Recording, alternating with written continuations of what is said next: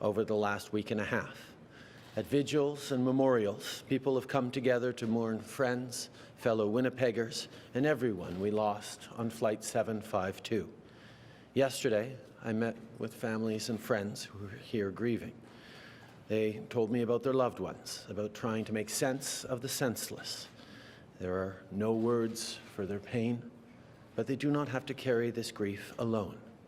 Across the country, Canadians are standing with them, shoulder to shoulder, united and strong. Les familles des victimes et tous les Families of Canadiens victims and all méritent Canadians d'obtenir deserve justice. On justice. travaille avec nos partenaires We are pour working soutenir with ceux our qui ont été partners touchés to par cette support those tragédie, people who have been notamment affected en by this offrant un tragedy soutien financier by aux providing familles et aux financial proches des support victimes. to families Comme je l'ai of dit à victims. l'équipe, As I've said to our team, we will continue to demand answers and full participation on the part of Canada in the investigation.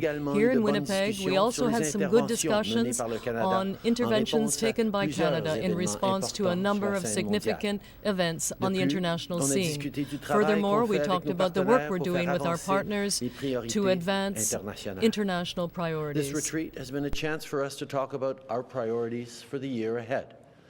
And at the top of our list is continuing to build an economy where everyone from every region has a real and fair chance at success.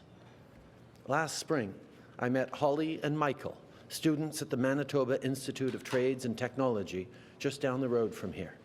We talked about finding a good job and making ends meet, so things I know a lot of Canadians are thinking about. So our first order of business as a re-elected government, to once again cut taxes for the middle class. When the House returns next week, we will also move forward immediately on ratifying the new NAFTA. On Monday, we will introduce a Ways and Means motion, and on Wednesday, we will table legislation to ratify the deal. When the House meets again on Monday, we will immediately move forward with the ratification of the new NAFTA. On Monday, we will introduce a Ways and Means motion, and Wednesday we will table legislation to ratify the agreement. Passing the new NAFTA in Parliament is our priority. Millions of Canadians depend on stable, reliable trade with our largest trading partners, from farmers in Alberta and auto workers in Windsor to aluminum producers in Saguenay and entrepreneurs in St. John's or in Vancouver. And here's what else we're going to do when we're back. We'll help people out with the bills that keep going up. We'll continue to reduce poverty by investing in our communities, and we'll make sure Canadians can afford their prescriptions and see a family doctor. Later today, we're going to have discussions about the needs and strengths of the prairies in particular, led by Jim Carr, along with Lloyd Axworthy, Jay Gruel from Manitoba Hydro, Chris Simer of Harvest Ventures, Gary Morasti with the Northwest Company, and Diane Gray of Centerport, Canada. Over the last few weeks, we also discussed the most pressing issue facing our country and our world, climate change. Wildfires and floods are the new normal, but they shouldn't be.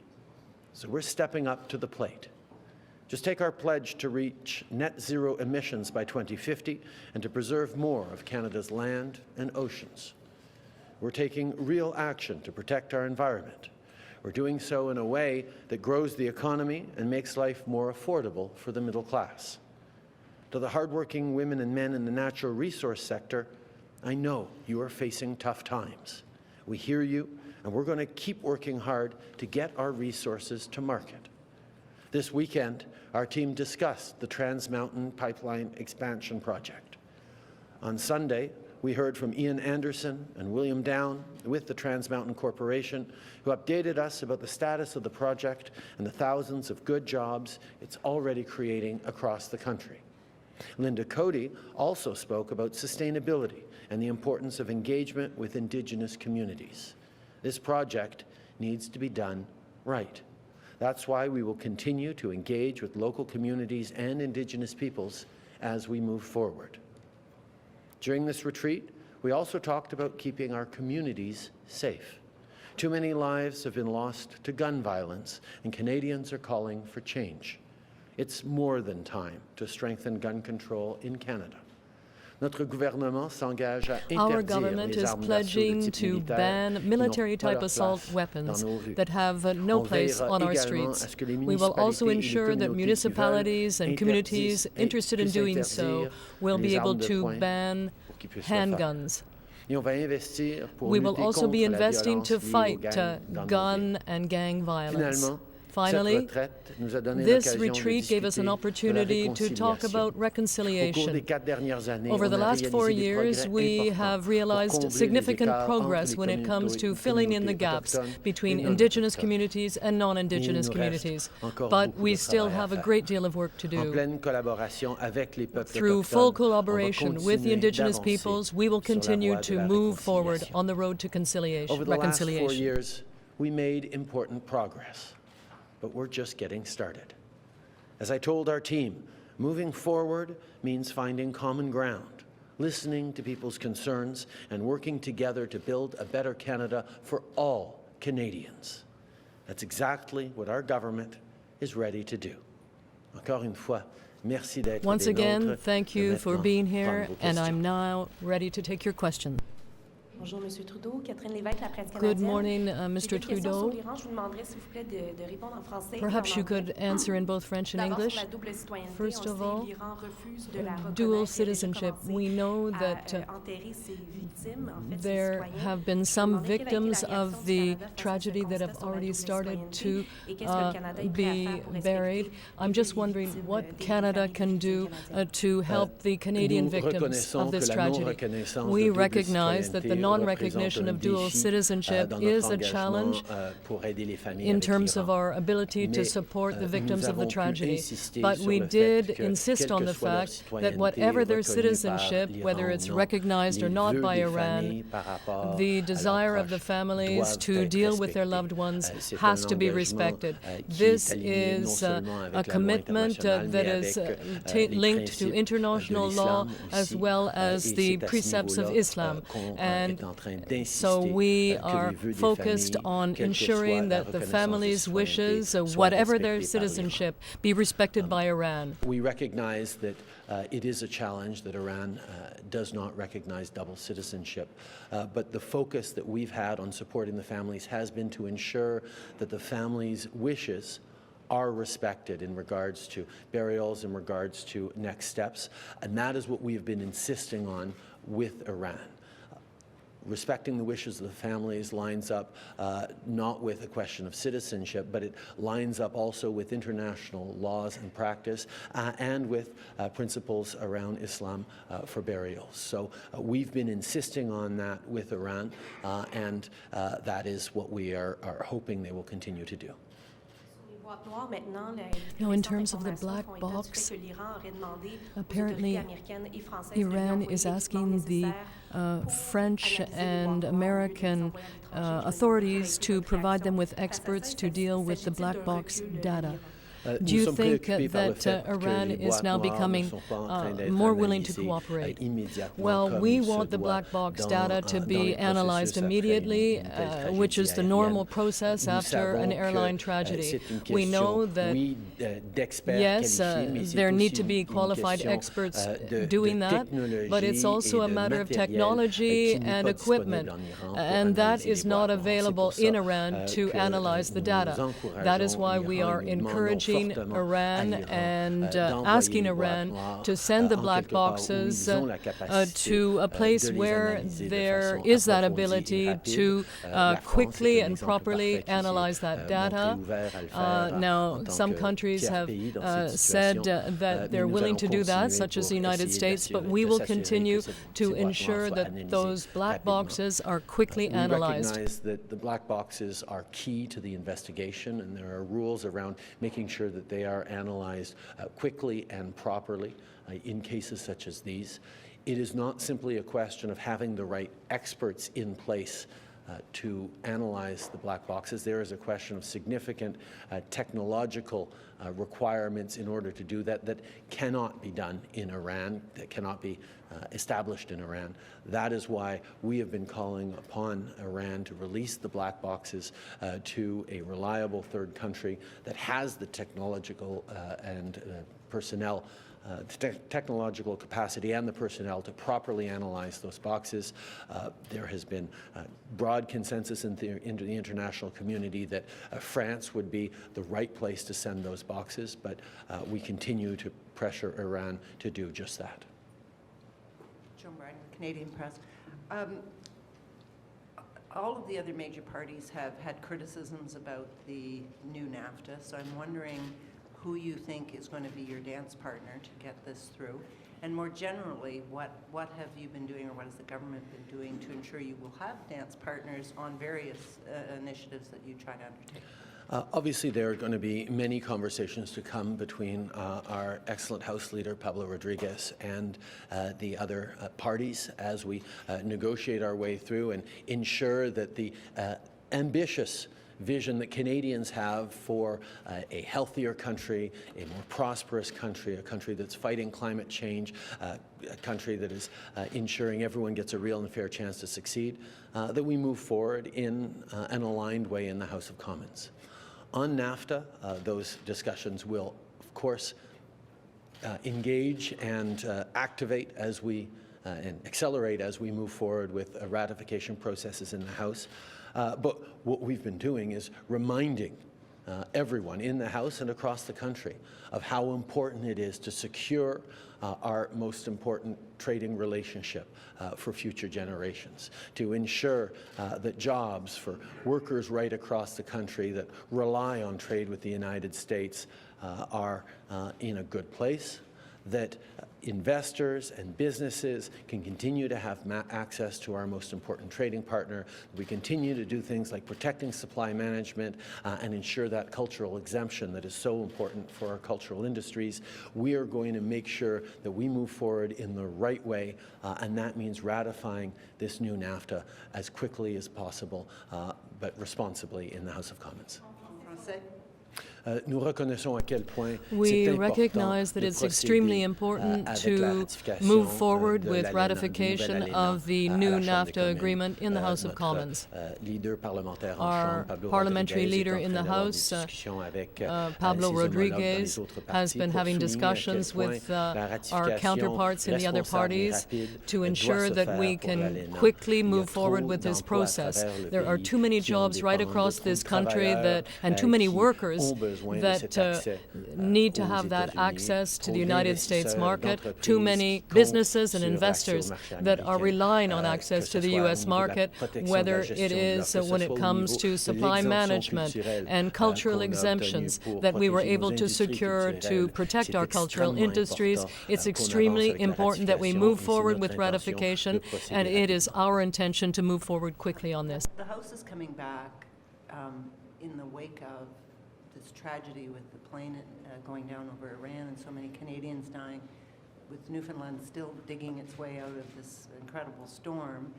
I'm wondering if you think the fact that it's coming back in the wake of these incidents brings some perspective to proceedings in the House of Commons, or can we go back to just politics as usual? What we're seeing in the situation, following the tragedy in Iran, with the situation in Newfoundland and the terrible storm they're going to be digging out of for many, many days still to come, is that Canadians at our best in difficult times are there for each other.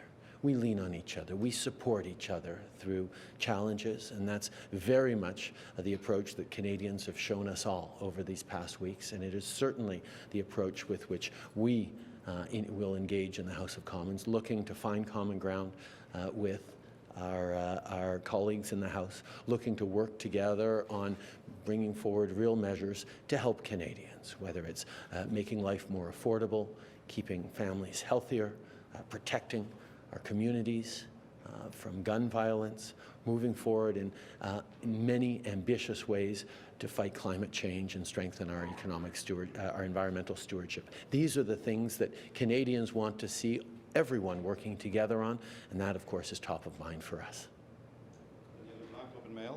You said in December you'd asked President Trump to use trade talks with China as leverage to free Michael Kovrig in Michael's favor. Are you angry that has not been successful, and what leverage do you now have in your discussions with Mr. Trump or your Chinese counterparts? We have been engaged as a priority measure in securing the return of the two Michaels and clemency for Robert Schellenberg. We know that this is a situation that is preoccupying for many, many Canadians, and we will continue to work very closely with partners around the world on resolving this issue. We have engaged very closely with the United States on many different paths in terms of resolving this situation. We are engaged with China on having them understand that we are a country of the rule of law and will be moving forward in ways that respect the rule of law and our international treaties as we look to secure the release of the two Canadians who've been unfairly detained. These are the things that we will continue to do.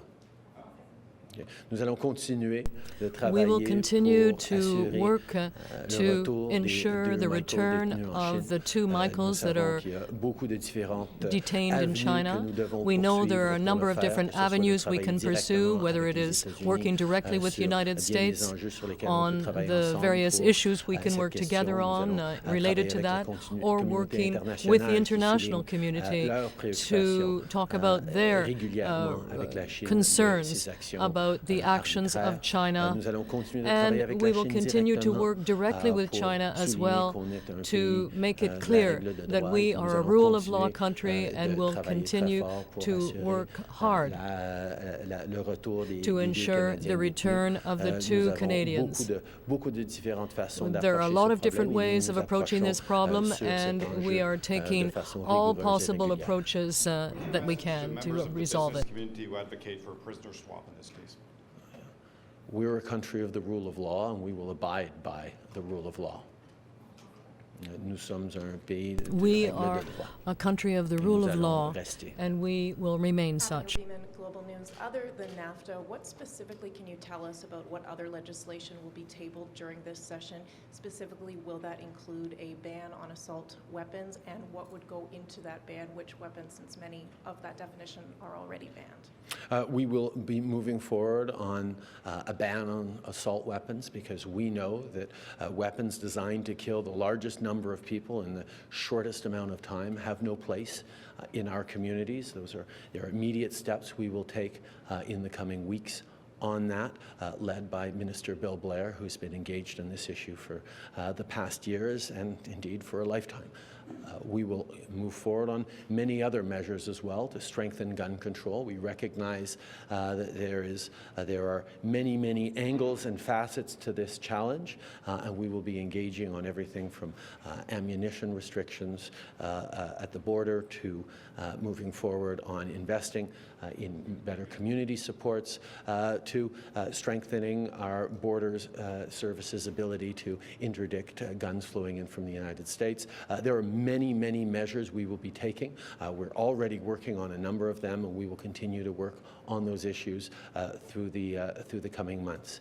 We will also be moving forward on significant initiatives to protect our environment. We will be moving forward on measures to ensure better health outcomes for Canadians. We've heard very clearly these are the things that are top of mind for Canadians as we move to grow the economy and secure better quality of life and affordability for all Canadians. Nous allons continuer d'avancer We will continue to move forward la protection des citoyens with bannissant les protection for our citizens by banning assault weapons. We will be taking the first steps in the coming weeks in Ottawa under the leadership of the very capable Bill Blair. We will also continue to act on many different issues that are needed and measures that are needed to protect our communities, whether it is youth programs or working against youth gangs and also interdicting guns crossing the border from the United States, or providing the necessary tools to the municipalities that wish to ban or restrict handguns. So there are many different things that we will be doing in that area to better reinforce gun control. We will also be taking steps to fight climate change. We will be taking steps to help Canadians to find a family doctor and continue to work on Canadians' priorities, not just the priorities of the Liberal government, but the priorities of all of Parliament. Now in Canada, are Canadian taxpayers paying for those security costs, and have you spoken to the Queen directly? I have not spoken to Her Majesty directly. Discussions continue to be ongoing, and I have no updates at this moment. No, I have not spoken directly about this to Queen Elizabeth, but the discussions are continuing, and I have no update at this time. The court is forcing you to rewrite the assistance with dying legislation. Do you think that society is ready to go even further? For example, with respect to some of the criteria. Well, we are currently carrying out very broad consultations with Canadians that are led by Ministers Haidu, Qualtrough, and other colleagues, because we know that it's very important to hear from Canadians about medical assistance with dying. This is something that we were aware of as far as that legislation is concerned. And we knew that we would have to let it evolve as society evolved over the years. So we have been hearing from thousands of Canadians who have been sharing their very personal stories with us and their perspective as to how we can really strike the best balance between the protection of those that are vulnerable and respecting the choices of individuals. So as this consultation continues, I will not be making any specific proposals, but I'm very anxious to be able to act on what we've heard from Canadians. What are your personal thoughts on this question? Would you, Justin Trudeau, like to go further than what has been the case thus far? Well, right from the outset and right from the moment we introduced that legislation on medical assistance with dying several years ago, we knew that society would be evolving. It was a major step to allow for this to take place, and over the years, we knew people would be reflecting on what kind of restrictions or criteria had to be in place to ensure both the protection of people's rights and the protection of the most vulnerable members of society. From a personal standpoint, I'm certainly concerned about the need to provide necessary palliative services and a good quality of life to everyone, knowing that there are some people who will want to opt for medical assistance with dying. At the same time, I think it's a very good idea to pursue these discussions about the people's personal choices, and every family is reflecting on this issue. I think the most important thing for a country is making sure that we get that balance right between protection of the most vulnerable and respecting people's rights and ability to make choices about their own lives. That's the challenging balance that any society needs to work out around medical assistance in dying. We knew when we put forward that law and that big change for Canadian society a number of years ago, that there would be further reflections, there would be refinements in that balance that is so delicate between how do we make sure we're protecting people who are incredibly vulnerable, and how do we make sure we're respecting people's choices and people's rights to make choices. Getting that balance right was always going to be something that evolves within society, that we need to keep working on getting right, and that's why it's so important that Ministers Lametti, Haidu, and Qualtrough are engaged with Canadians to hear their perspectives as we look at a new iteration of the medical assistance in dying framework in Canada. How far that will go, whether it's certain elements first and other elements later, that's part of the reflections we're having as we listen to Canadians. But I recognize at which point this is a deeply personal issue for so many Canadians, and we as individuals, as families, must reflect on our own choices and our families' wishes.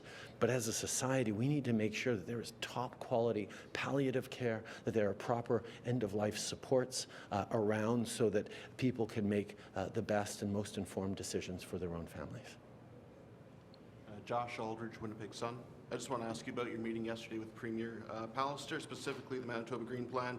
He has an announcement later today regarding the plan, but yesterday alluded to willingness to talk carbon tax if the federal government shows respect for the actions already underway in Manitoba. How do you respond to this? Manitoba has made significant investments in hydro over the past years.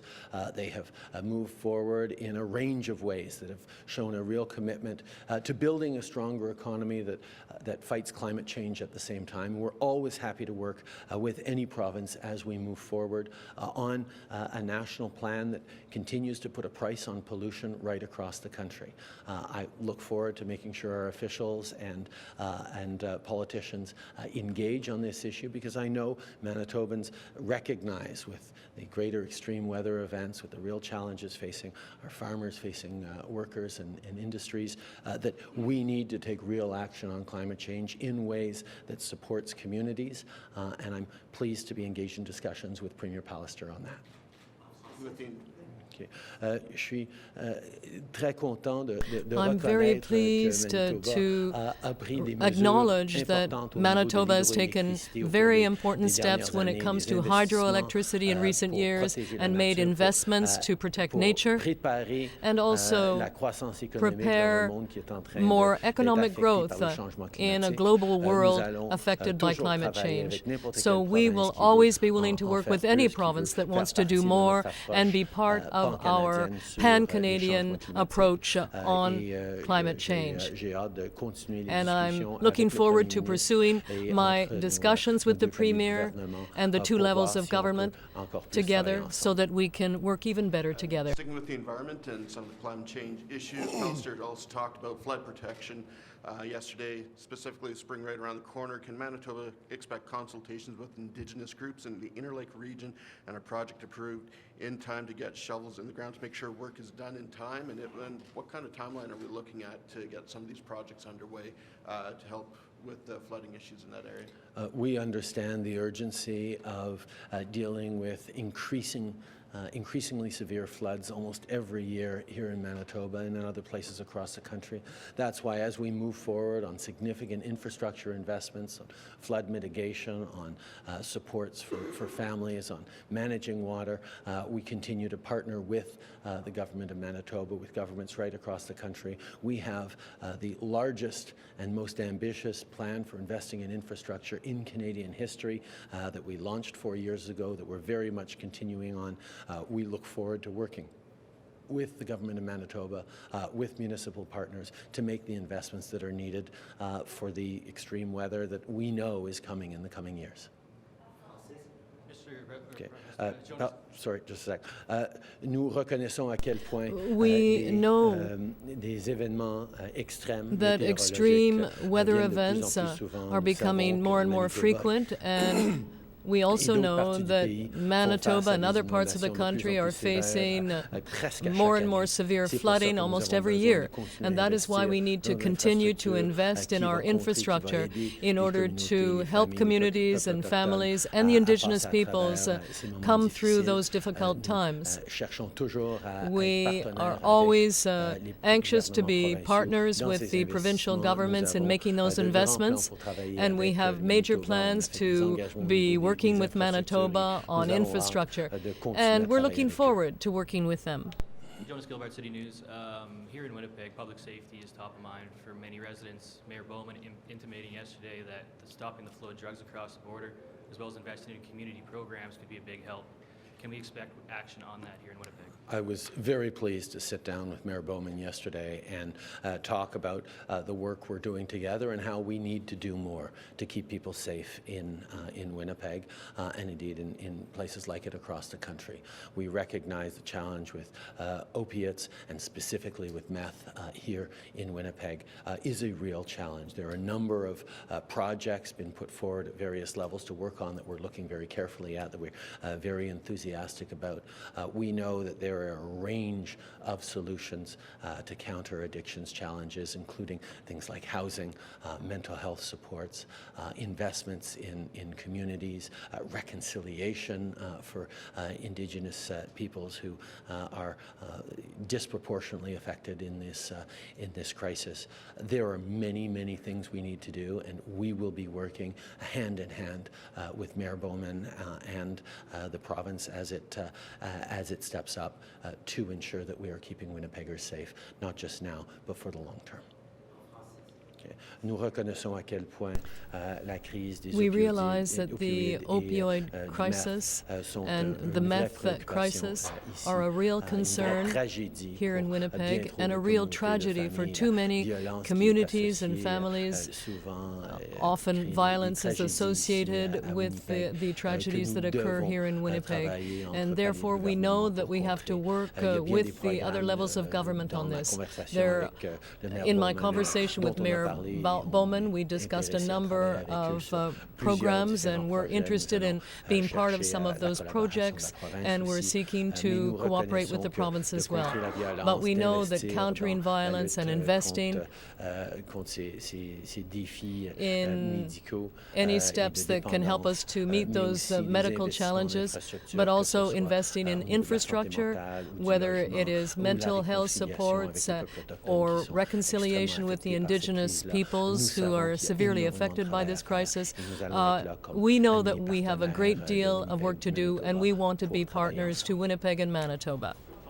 Yes. Family Child Services here in Winnipeg, big shake-up January 1st with C92 coming in. Can you outline some of the work you've done to prepare agencies for this and to ensure children will be getting the best care possible? We have focused on ensuring that Indigenous children remain in the care of their communities. We know that removing Indigenous children from their own communities, from their language, from their culture, has perpetuated a cycle of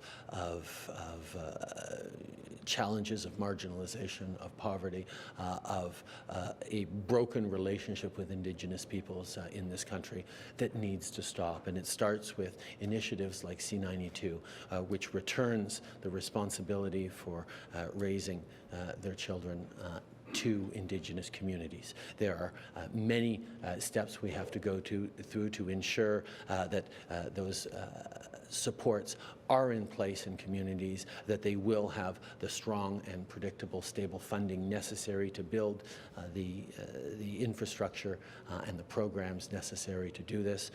We will continue to work with partners across the country, whether it's provinces as we make this shift, or more importantly, Indigenous communities themselves, to ensure that we are not losing more generations of bright young Indigenous peoples and Indigenous children who deserve a full and excellent shot at life. Unfortunately, that has not been the case far too often in the past, and that's why we're so pleased to be moving forward in partnership with Indigenous peoples on C92. Merci beaucoup tout le monde.